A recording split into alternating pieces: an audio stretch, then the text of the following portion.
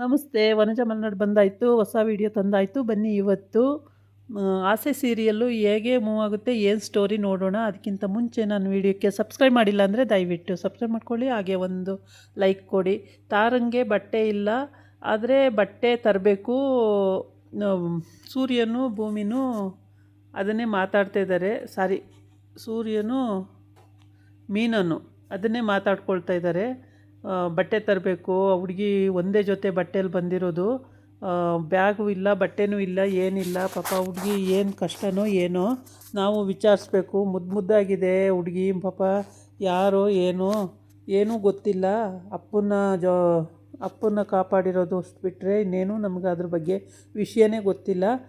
ಮೀನಾ ಹೋಗ್ಬಿಟ್ಟು ಒಂದೆರಡು ಜೊತೆ ಬಟ್ಟೆ ತಂದುಕೊಡು ಮಗುಗೆ, ಬಟ್ಟೆ ಚೇಂಜ್ ಮಾಡ್ಕೊಳ್ಳಿ ಅಂತ ಹೇಳ್ತಾನೆ.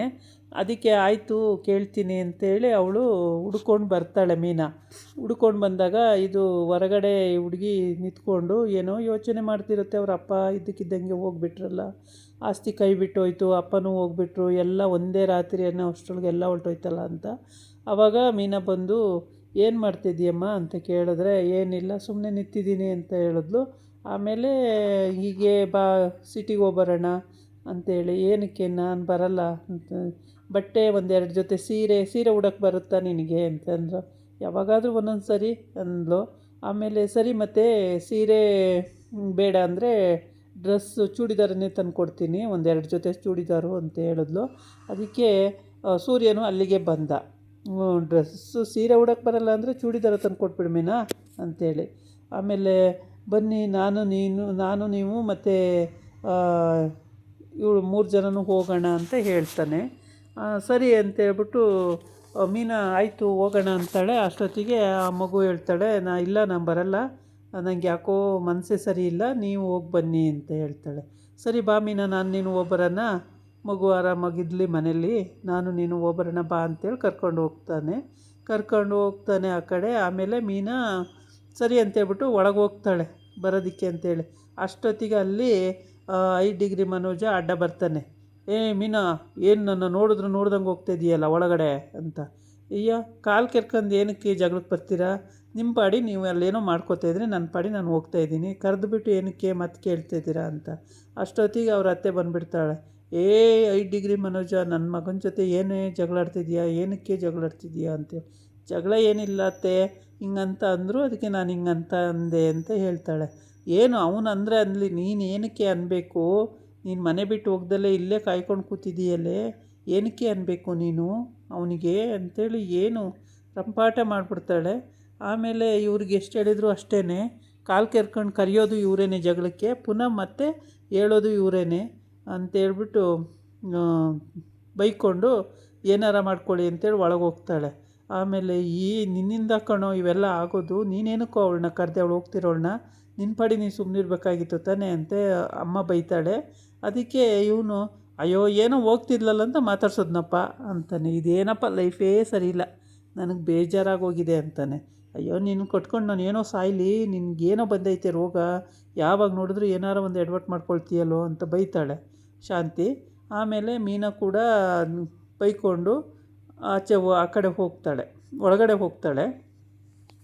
ಶಾಂತಿ ಇವನಿಗೂ ಬೈದ್ಬಿಟ್ಟು ಒಳಗಡೆ ಏನು ಮಾಡೋದು, ನಿನ್ಗೆ ಯಾವ ರೀತಿ ಬುದ್ಧಿ ಹೇಳಿದ್ರು ನೀನು ಕೇಳಲ್ಲ, ನಿನ್ಗೇನು ಮಾಡಬೇಕು ಅಂತ ನನಗೂ ಅರ್ಥನೇ ಆಯ್ತಿಲ್ಲ ಅತ್ಲಾಗಿ, ದಿನ ಒಂದೊಂದು ಎಡವಟ್ಟು ಮಾಡ್ಕೊಂಡು ಬರ್ತೀಯ ಕಣೋ ನೀನು ಅಂತೇಳಿ ಬೈತಾಳೆ. ಬೈದ್ಬಿಟ್ಟು ಅವಳು ಹೋಗ್ತಾಳೆ ಆ ಕಡೆ ರೂಮಿಗೆ, ಇವಳು ಈ ಕಡೆ ರೂಮಿಗೆ ಹೋಗ್ತಾಳೆ. ಆಮೇಲೆ ಮೀನಾ ದುಡ್ಡೆಲ್ಲ ತಗೊಂಡು ರೆಡಿಯಾಗಿ ಮಗುಗೆ ಒಂದೆರಡು ಡ್ರೆಸ್ ಕೊಡ್ಸೋಣ ಅಂತೇಳ್ಬಿಟ್ಟು ಹೊರಡ್ತಾಳೆ. ಆವಾಗ ಈ ಮೀನಾ ಹೊರಡಬೇಕು. ಅಷ್ಟೊತ್ತಿಗೆ ಇವನು ಮನೋಜಂದು ಒಂದು ಹಗರಣ ಆಗಿ ಶಾಂತಿ ಅಲ್ಲಿಗೆ ಬಂದು ಮೀನಂಗೆ ಬೈದು ಅದೆಲ್ಲ ರದ್ದಂತ ಮಾಡಿಬಿಡ್ತಾಳ. ಇವಳಿಗೆ ಸಿಟ್ಟು ಬಂದ್ಬಿಡುತ್ತೆ ಮೀನಂಗೆ. ಏನು ಒಳ್ಳೆ ಯಾವಾಗ ನೋಡಿದ್ರು ಕಾಲು ಕೆರ್ಕೊಂಡೇ ಜಗಳಕ್ಕೆ ಬರ್ತಾರಪ್ಪ, ಏನಾಗಿದೆ ಇವ್ರಿಗೆ ಅನ್ನೋದೇ ಗೊತ್ತಾಗ್ತಿಲ್ಲ ನನಗೆ. ಯಾವಾಗಲೂ ಜಗಳನೇ, ಸುಮ್ಮನೆ ಇದ್ರೂ ನಾನು ಸುಮ್ಮನಿರಕ್ಕೆ ಬಿಡಲ್ಲ ಅಂತೇಳಿ. ಆಗ ಹಂಗಂತ ಮಾತಾಡ್ಕೊಂಡು ಒಳಗೆ ಹೋಗ್ತಾಳೆ ಅವಳು ಮೀನಾ. ಈ ಕಡೆ ಅಷ್ಟೆಲ್ಲ ನಡೆದ್ರೂ ಮನೋಜ ಬೇಕು ಅಂತಲೇ ಗಲಾಟೆ ಮಾಡೋದು ಜಗಳಾಡೋದು ಎಲ್ಲ ಮಾಡ್ತಾನೆ. ಆಮೇಲೆ ಹೋಗಿ ಅಲ್ಲಿ ಅವನಿಗೆ ಕೊಟ್ಟಿರೋ ಬೆಡ್ ಮೇಲೆ ಮಲ್ಕೊಂಡು ಏನಪ್ಪ ಯಾರೂ ನನ್ನ ಅರ್ಥನೇ ಮಾಡ್ಕೊಳ್ಳಲ್ಲ, ನನ್ನನ್ನೇ ಬೈತಾರೆ ಎಲ್ಲವ. ನನಗೆ ಏನು ಅಂಥದ್ದು ಮಾಡಿದ್ದು, ಸರಿಯಾಗೇ ಮಾತಾಡ್ತೀನಪ್ಪ, ಆದರೂ ನನ್ನನ್ನು ಅರ್ಥ ಮಾಡ್ಕೊಳ್ಳಲ್ಲ ಎಲ್ಲವ. ಏನಾದ್ರು ಒಂದೊಂದು ಮಾತಾಡ್ತಾರೆ, ಬನ್ನಿಸಿ ಬೇಜಾರು ಮಾಡ್ತಾರೆ ಅಂತ ಇವನೇನೆ ಗುಣ ಗುಣ ಗುಣ ಅನ್ಕೋತಾ ಇರ್ತಾನೆ. ಆಮೇಲೆ ಈ ಕಡೆ ಬಂದು ರವಿಗೆ ಫೋನ್ ಬರುತ್ತೆ ಅನಿತನಿಂದ. ಅವನು ಹೊರಗಡೆ ಹೋಗಿ ಫೋನಲ್ಲಿ ಮಾತಾಡ್ತಾ ಇರೋ ಟೈಮಿಗೆ ಕರೆಕ್ಟಾಗಿ ಸೂರ್ಯ ಅಲ್ಲಿಗೆ ಎಂಟ್ರಿ ಕೊಡ್ತಾನೆ. ಫೋನ್ ಅಲ್ಲ ಮಾತಾಡ್ತಾ ಇರಲ್ಲ, ಫೋನ್ ಬರ್ತಾ ಇರುತ್ತೆ. ಒಂದು ಸಲ ಕಟ್ ಮಾಡಿರ್ತಾನೆ, ಸೆಕೆಂಡ್ ಸಲ ಮಾಡ್ತಾಳೆ. ಮಾಡಿದಾಗ ಸೂರ್ಯ ಎಂಟ್ರಿ ಕೊಡ್ತಾನೆ, ಎತ್ತು ಫೋನು ಅಂತ. ಬೇಡ ಬಿಡು ಅಂತ, ಇಲ್ಲ ಎತ್ತೋ ನೀನು ಹೇಳ್ತೀನಿ ಅಂತ ಸರಿ ಬೈದಾಕ್ತಾನೆ, ಉಗ್ದಾಕ್ತಾನೆ. ಈ ಕಂಡವ್ರ ಗಂಡಂಗೆ ಕಾಲ್ ಮಾಡೋದು ನಿಂದ ಸಭ್ಯತೆನಾ? ನಿಂಗೇನು ಮಾನ ಮರ್ಯಾದೆ ಏನಿಲ್ವಾಗ? ಇನ್ನೊಬ್ರು ಫೋನ್ ಯಾಕ್ರಿ ತೊಗೊಂಡ್ರಿ ನೀವು ಅಂತ ಕೇಳ್ತಾಳೆ. ಕಂಡವ್ರ ಗಂಡಕ್ಕೆ ಫೋನ್ ಮಾಡೋದು ನಿನ್ನ ಸಭ್ಯತೆನಾ? ನೀನೇನಕ್ಕೆ ಇನ್ನೊಬ್ರು ಗಂಡಕ್ಕೆ ಫೋನ್ ಮಾಡ್ತೀಯಾ ಅಂತ ಎಲ್ಲ ಬೈತಾನೆ, ಸಖತ್ತು ಬೈತಾನೆ.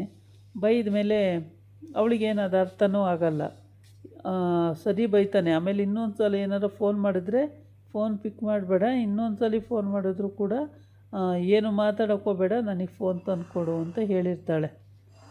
ಸರಿ ಅಂತ ಒಪ್ಕೊಂಡಿರ್ತಾನೆ. ಇವನು ಸೂರ್ಯ ಹೇಳಿರ್ತಾನೆ, ರವಿ ಒಪ್ಕೊಂಡಿರ್ತಾನೆ.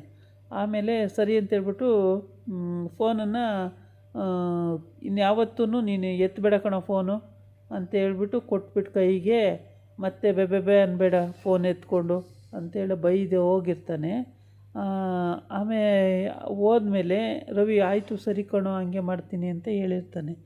ಇಲ್ಲಿಗೆ ಅವನು ಹೇಳಿರೋ ಪ್ರಕಾರನೇ ಅಲ್ಲಿ ನಡ್ಕೋತಾ ಇರ್ತಾಳೆ ಪ್ರತಿಯೊಂದು ವಿಷಯದಲ್ಲೂ. ಅಂದರೆ ಜ್ಯೋತಿಷ್ಯ ಹಂಗೆ ಹೇಳಿದರೂ ಕೂಡ ಅದು ನಿಜ ಅಂತ ಆಗ್ತಾಯಿದೆ ಅಲ್ಲಿ.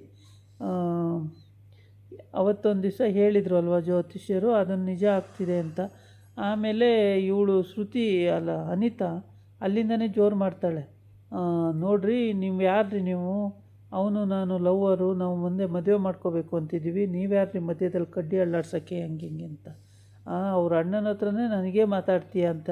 ಮನೋಜ ಅಲ್ಲಿ ಸೋಫಾ ಮೇಲೆ ಮಂಚ ಮೇಲೆ ಕೂತ್ಕೊಂಡು ಅವನೇನೋ ಯೋಚನೆ ಮಾಡ್ತಾ, ಚಿನ್ನು ಇದ್ದಿದ್ರೆ ಹಂಗೆ, ಚಿನ್ನು ಇದ್ದಿದ್ರೆ ಹಿಂಗೆ ಅಂತ ಏನೋ ಯೋಚನೆ ಮಾಡ್ಕೊಂಡು ಕೂತಿದ್ದಾನೆ. ಅವನದು ಯೋಚನೆಯೇ ಬೇರೆ ರೀತಿ. ಅವರಮ್ಮ ಬಂದರೆ ಬೈದು ಒಂಚೂರು ಆ್ಯಕ್ಟಿವಿಟಿ ಆಗ್ತಾನೆ, ಇಲ್ಲ ಅಂದರೆ ಏನೋ ಕಳ್ಕೊಂಡಂಗೆ ಯೋಚನೆ ಮಾಡ್ತಾನೆ ಇರ್ತಾನೆ ಯಾವಾಗಲೂ ಕೂತ್ಕೊಂಡು. ಮೀನಾ ಸಿಕ್ಕಿದ್ರೆ ಮಾತ್ರ ಎಂಥವರ ಮಾತಾಡಿ ಬೈಸ್ಕೊಳ್ಳೋವ್ರಿಗೂ ಸಮಾಧಾನ ಇರಲ್ಲ. ಹಂಗೆ ಯಾರು ಬರಲಿ ಅವ್ರ ಹತ್ರ ಮಾತಾಡೋದು ಇಷ್ಟು ಬಿಟ್ಟರೆ ಅವನಿಗೆ ಮತ್ತೇನು ಕೆಲಸನೇ ಇಲ್ಲ. ಹಂಗೆ ಯೋಚನೆ ಮಾಡ್ತಾ ಏನೇನೋ ಯೋಚನೆ ಮಾಡ್ಕೊಳ್ತಾ ಕೂತಿರ್ತಾನೆ. ಇದಾಗಿತ್ತು ಇವತ್ತಿನ ವೀಡಿಯೋ. ನಾಳೆ ಇನ್ನೊಂದು ವೀಡಿಯೋ ಜೊತೆ ಬರ್ತೀನಿ. ನಮಸ್ಕಾರ.